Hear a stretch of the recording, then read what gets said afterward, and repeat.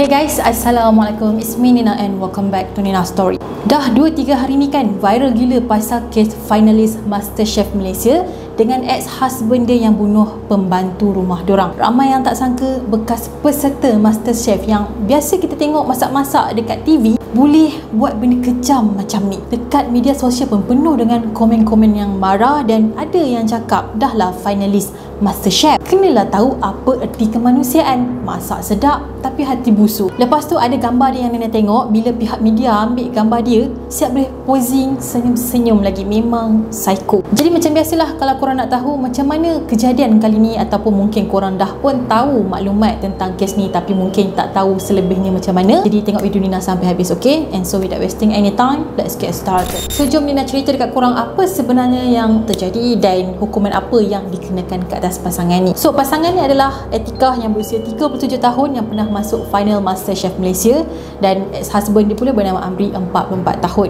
Diorang berdua dikenakan hukuman penjara selama 34 tahun sebab bunuh pembantu rumah diorang dengan cara yang paling kejam. Semasa diorang buat kerja gila ni kan, diorang masih lagi husband and wife, dan semasa kes ni sedang berjalan dalam siasatan apa semua kan, diorang bercerai. So dari apa yang Nina baca lah kan, si Amri tadi ni dia kena tambah 12 sebatan rotan, tapi si Etika ni terlepas sebab dia perempuan. So Amri seorang tu je lah yang kena sebat nanti. So Etika ni dulunya finalis MasterChef season 2 pada tahun 2012. Mungkin yang pernah tengok rancangan ni korang memang kenal dia lah. So dulu dia ni study dekat UMS dan ambil jurusan geologi. Boleh dikatakan dia ni senior Nina jugalah sebab Nina pun study dekat situ, cumanya kita orang ni berlainan kos lah. Amri ni pula adalah kontraktor dan dikatakan ex-staff MAS di KKIA dulu, iaitu dekat airport Kota Kinabalu. Ada yang kenal si Amri dengan secara personal, kata si Amri ni seorang playboy dan agak sombong. Selepas pasangan ni kena tahan awal-awal dulu, diorang ni dibebaskan dengan ikat jamin sampailah kes ni selesai. Tapi sekarang ni kena masuk penjara terus. Harap-harap dekat dalam penjara nanti ni diorang akan dapat balasan yang setimpal lah. Sepatutnya sebagai seorang majikan, diorang ni kenalah jaga diorang punya pekerja, bagi tempat tinggal, bagi makan minum dan keperluan asas dia. Tapi tengoklah apa yang jadi. Mangsa tadi Nur Afiah 28 tahun kena seksa setiap hari. Even dia meninggal pun dalam keadaan yang menyeksakan. Manalah hati nurani dorang ni sebagai manusia kan. So kes ni terjadi dekat apartmen dorang di Penampang, Sabah pada Disember 2021. Jadi Afiah ni nak kerja sebagai pembantu rumah sebab dia nak cari duit lebih. Dah lah masa tu pandemik, semua orang tengah susah. Tapi tak sangka pula tempat kerja dia ni akan jadi tempat dia mati perlahan-lahan kena seksa. Mahkamah dapat bukti yang dorang berdua ni pukul Afiah banyak kali sampailah dia meninggal. Yang lagi ngeri tu kan, dorang berdua ni siap rekod lagi video dan ambil gambar dengan menggunakan handphone dorang semasa dorang ni tengah seksa Afiah. So dengan adanya rakaman tadi itulah memang terbukti yang dorang ni memang pelaku sebenar dan tak boleh dinafikan lagi. Semua bukti dah ada sebab dorang sendiri yang rakam. Tapi tergamak dorang rakam benda-benda macam ni, dorang buat sebagai bahan hiburan ke? Walaupun hukuman mati dah tak mandatory macam dulu lagi, tapi pendakwa ni tetaplah minta hukuman maksimum dikenakan ke atas dorang berdua ni. Sebabnya kes ni bukanlah kes kecil tapi telah mengejutkan satu Malaysia. Cuba korang bayangkan, jasad Afiah ni terlalulah teruk sampaikan suami dia tak boleh cam dia. Dia dah tak nampak rupa asal. Suami dia cuma boleh cam isteri dia melalui gelang tangan yang si Afiah ni pakai. Apa yang pasti, kes pembunuhan ni bukan kes pembunuhan biasa, bukan kemalangan, tapi memang disengajakan dan langsung tak berhati perut. Luka-luka dekat badan Afiah bukan sikit guys. Ada luka lama, ada luka baru, dan memang nampak sangat yang niat dorang tu memang nak bunuh dia. So kronologi ringkas untuk kes ni, pada 10 hingga 13 Disember 2021 dorang berdua telah dituduh membunuh Afiah dekat rumah dorang. 14 Disember dorang pun buat report polis dan cakap yang dorang telah terjumpa jasad Afiah dalam rumah selepas balik bercuti dari Kundasang, dan esok tu dorang pun kena tahan dengan polis. 29 Disember pertuduhan pun dibaca, dan kalau dorang ni memang bersalah, dorang akan dikenakan hukuman mandatori. April 2022, Etika dibenarkan ikat jamin sebanyak RM30,000 atas masalah mental iaitu depression dan juga anxiety.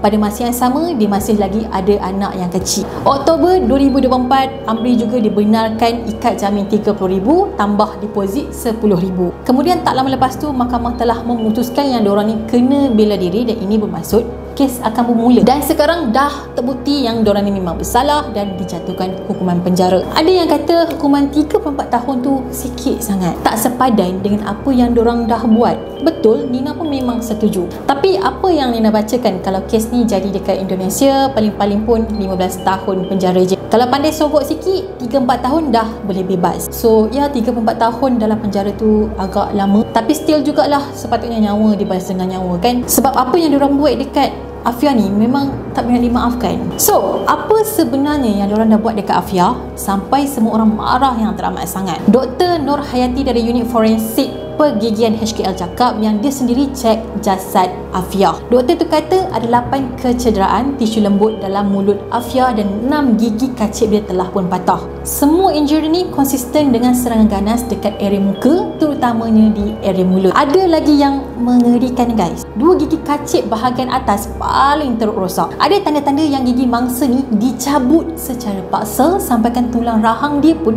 boleh patah. Bukan tu je, gusi dia terkoyak teruk dan ia menunjukkan kecederaan berlaku hampir dengan waktu kematian Afia. So kiranya sepanjang dia bekerja dengan majikan dia tu, sepanjang tu jugalah dia kena seksa sampailah hari dia nak mati. So doktor ni cakap dia percaya yang dorang tadi tu gagal cabut gigi mangsa masa nak dekat-dekat dengan ajal dia. Doktor tu siap explain lagi kesakitan yang dialami oleh Afia ni tahap 10/10. Kita ni yang sakit gigi ni nak pergi jumpa doktor nak cabut gigi, yang nak kena bius tu pun dah berterbayang macam mana sakitnya. Cuba imagine si Afia ni kena cabut gigi hidup-hidup tak guna buat bius. Disebabkan perbuatan dorang yang tak berperikan manusia ni menyebabkan pendarahan teruk dari gusi dan tulang Afia. Gila. Memang gila. Bila ditanya kan dekat doktor tu apa yang boleh menyebabkan kecederaan teruk sampai macam tu sekali, nak tahu tak doktor tu jawab apa? Biasanya doktor gigi ni akan guna penyepit gigi untuk tarik gigi dengan lembut. Tapi dalam kes ni mungkin plier yang telah digunakan untuk tarik gigi-gigi mangsa. Ada yang Nina baca tu diorang kata plier tu dipanaskan dulu and then baru tarik gigi mangsa ni. Yang tu Nina tak pastilah, itu just gosip-gosip dekat social media. Kalau betul lah gigi Afia ni memang ditarik menggunakan plier panas, korang bayangkan kalau plier tu terkena dekat bibir-bibir dia.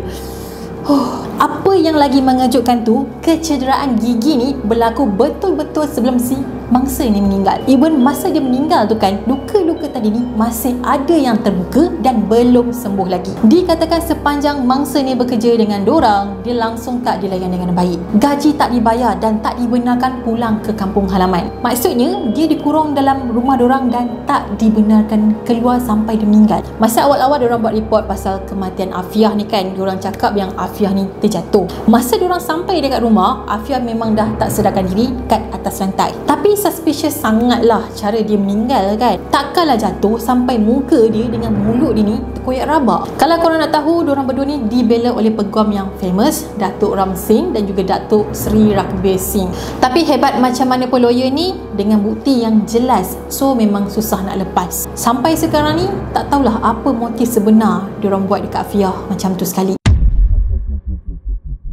So guys, sekarang dah pun jatuh hukuman, tapi derita mangsa ni takkan pernah terbalas. Semoga roh Afia tenang dan kes ni jadi peringatan lah buat masyarakat tentang pentingnya keadilan dan kemanusiaan. Jadi Nina nak tanya korang rasa hukuman 34 tahun tu cukup ataupun tak? Jadi guys, sampai di sini saja video Nina. Kepada korang yang belum lagi subscribe channel ni, jangan lupa untuk subscribe di bawah, turn on notification, dan kita akan berjumpa di video yang seterusnya. Bye bye. Assalamualaikum.